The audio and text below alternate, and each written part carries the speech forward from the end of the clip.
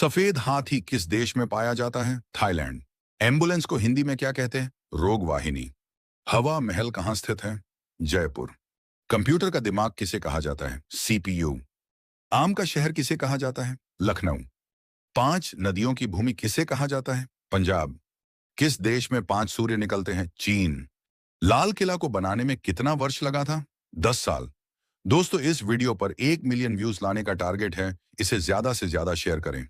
धन्यवाद।